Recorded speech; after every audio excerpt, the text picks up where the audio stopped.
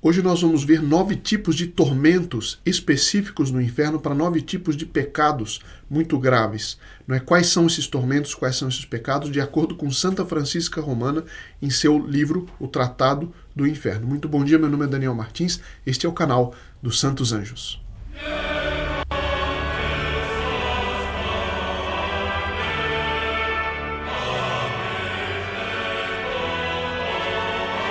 Pouca gente hoje fala sobre o inferno, poucos sacerdotes hoje falam sobre a questão do inferno. Graças a Deus já há alguns, esse número vai aumentando aos poucos, mas poucos são aqueles que falam no inferno proporcionalmente. No entanto, existe uma promessa na Sagrada Escritura, está no livro do Eclesiástico: aqueles que meditam, né, nas 4 últimas coisas que acontecem aos homens, esses não pecarão. Ou seja, há uma promessa formal de Deus para aqueles que meditam sobre a morte, o juízo, o inferno e o paraíso. Essas 4 coisas, quando a gente medita sobre elas, a tentação ela se afasta. Quando a gente medita sobre elas, a gente evita o pecado. Então, nós devemos fazer isso em nossas conversas de segunda a sexta-feira, justamente. Tem como objetivo de aprendermos como atrair mais a ação dos anjos e afastar a influência do demônio. E uma delas é nós meditarmos sobre isso que, tecnicamente, a igreja chama de os novíssimos do homem. Novíssimos porque, em latim, novissima significa as últimas coisas. Pareceria o contrário, mas é assim. Em latim, novíssima, a gente pensaria que não são as últimas coisas, mas significa as últimas coisas que nos acontecerão. E hoje nós vamos ver, de acordo com Santa Francisca Romana, os 9 suplícios particulares, não é, para 9 tipos de pecado. Então vamos lá. O primeiro: suplícios daqueles que ultrajam a natureza pelas impurezas. Ou seja, a natureza não quer dizer o meio ambiente, não. Quer dizer a natureza humana, os pecados sexuais contra a ordem criada por Deus. Então, ela diz assim, que viu na parte mais baixa e mais horrível do inferno homens e mulheres que sofriam torturas assustadoras. Lembremos-nos que o inferno também é um lugar. O inferno é um lugar material, inclusive, e que no fim do mundo, quando houver a ressurreição da carne, aqueles que estiverem no céu, suas almas estiverem no céu, os corpos serão glorificados e também nós estaremos de corpo e alma no céu. No entanto, aqueles que tiverem, não é, a desgraça, porque isso é a única desgraça que existe, né, com esse que tem esse nome próprio, né, é o fato da pessoa ir para o inferno. Por isso que em muitas famílias as mães brigam com os filhos, e com razão, quando os filhos usam essa palavra para qualquer outra coisa, porque de fato a única desgraça que existe, ou seja, cair no contrário da graça de Deus, estar em desgraça diante de Deus, é a pessoa que vai para o inferno, porque o inferno é eterno. Por isso que essa vida é tão séria. Bom, então no fim do mundo nossos corpos ressuscitarão, e aqueles que tiverem a desgraça, portanto, de ir para o inferno, os corpos também se unirão às almas, e haverá tormentos para a alma e para o corpo.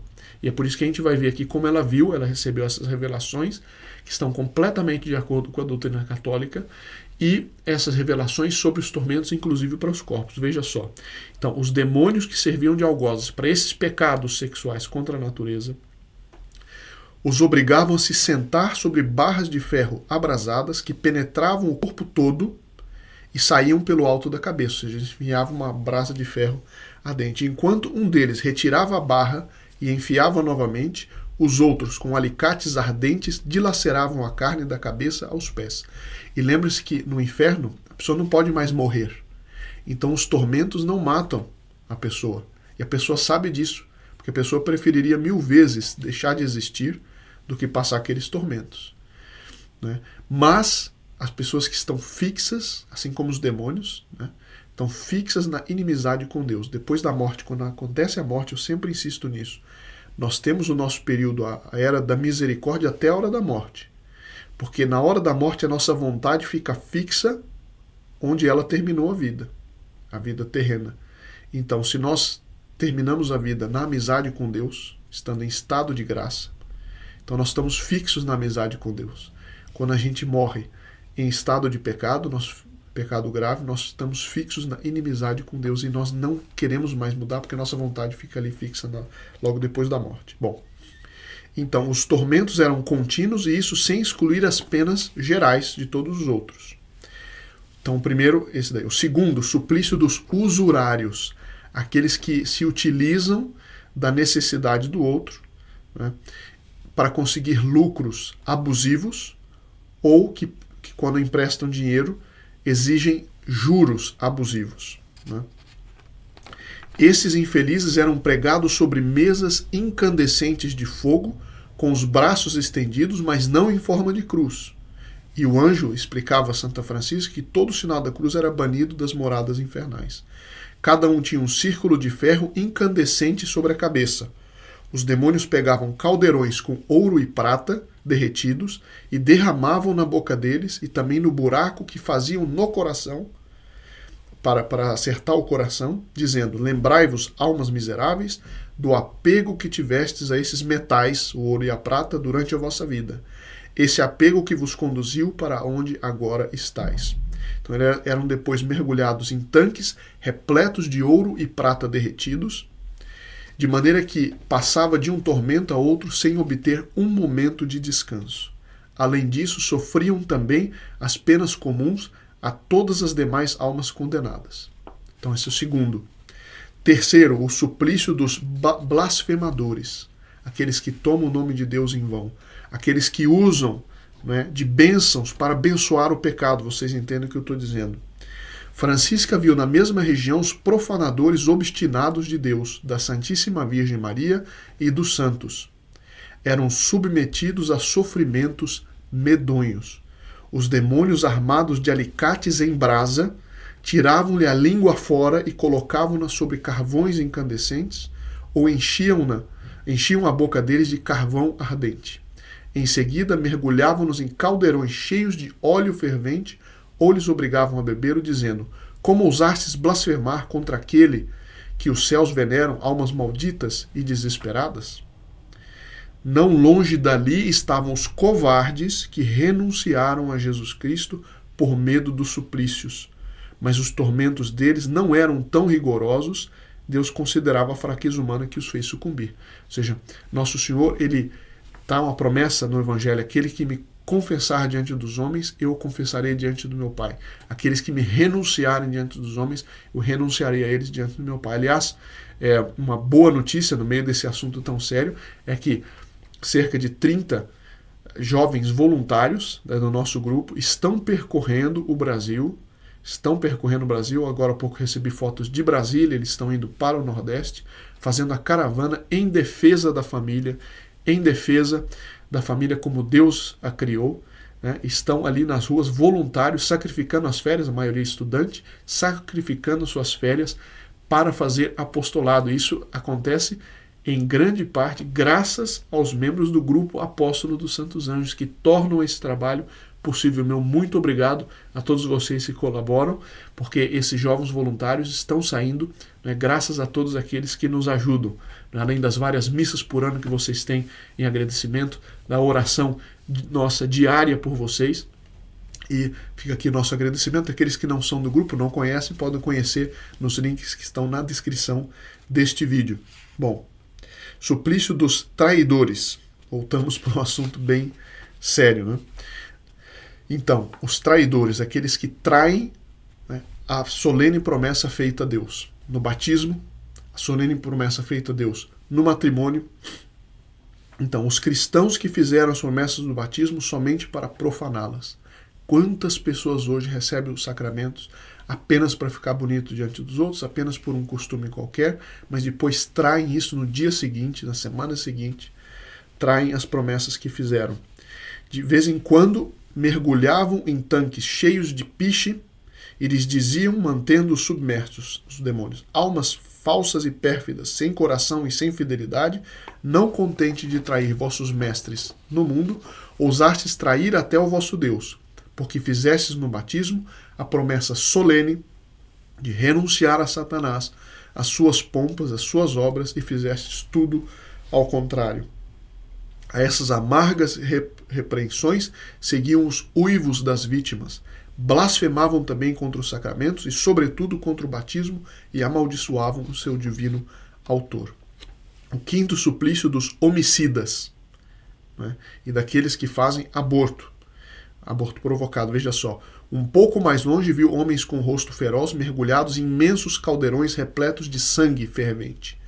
Ora, os demônios vinham e tiravam-lhes desse caldeirão ardente e lançavam em um outro cheio de água gelada. Depois os retiravam desse para novamente mergulhar no primeiro. Mas isso não era o único tormento deles. Outros demônios armados de punhal flamejante. Se a pessoa sofre no inferno um tormento que é ligado ao pecado e ao crime. Então, um punhal flamejante transpassando o coração, e mal retiravam a lâmina do punhal, já enfiavam de novo no coração.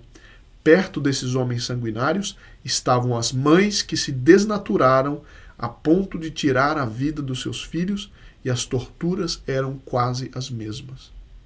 As pessoas não pensam nisso. Preciso ter pena de... Coitada, a mulher não vai poder abortar. E depois, se ela não se converter e não se arrepender? E o tormento dela depois? Eu não tenho que ter pena disso? Ela vai dizer, mas isso daí é história, isso daí é Santa Francisca Romana, isso é uma coisa simbólica. Será que é simbólica mesmo? É simbólico no seguinte sentido, é que o tormento do corpo é muito menor do que o tormento da alma. No entanto, aqui está descrito o tormento que haverá no corpo depois da ressurreição da carne. Sexto, suplício dos apóstatas que abandonaram a fé católica, não por fraqueza, mas por corrupção. Os demônios serravam-nos pelo meio do corpo com serras incandescentes, mergulhadas em chumbo derretido. Ora, a cicatrização da carne ocorria logo depois da cisão, o que permitia aos algozes refazê-lo sem cessar. Isso é um dos tormentos do inferno, como eu já disse.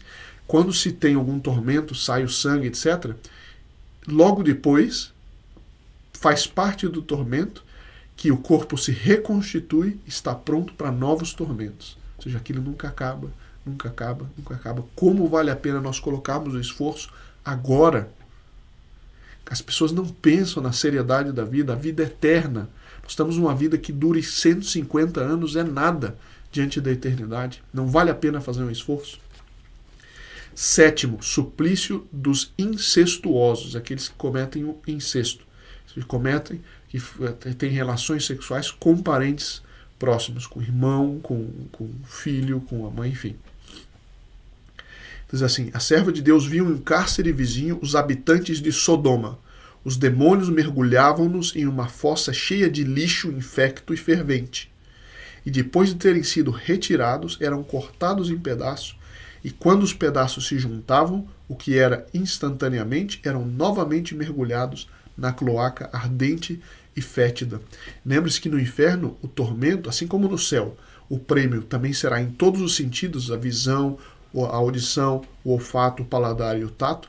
Assim também no inferno, todos os sentidos, inclusive o odor fétido do inferno, uma coisa absolutamente, se nós pudéssemos, né, cheirar 1%, nós cairíamos desmaiados. 8. Suplício dos feiticeiros, aqueles que recorrem à magia, né, a contato com Satanás, a feitiçaria. No inferno do meio, o bem-aventurado viu aqueles que durante sua vida tinham comércio com demônios, tinha esse trato com o demônio. E aqueles que os consultavam lhes davam crédito.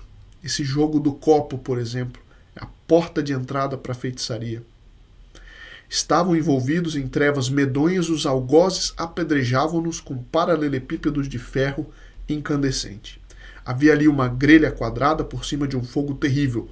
Ora, de tempo em tempo, os demônios deitavam suas vítimas sobre essa grelha e as mantinham firmemente acorrentadas. Depois as retiravam dali para apedrejá-las novamente. E o nono e último que nós vamos comentar hoje rapidamente é o suplício dos excomungados.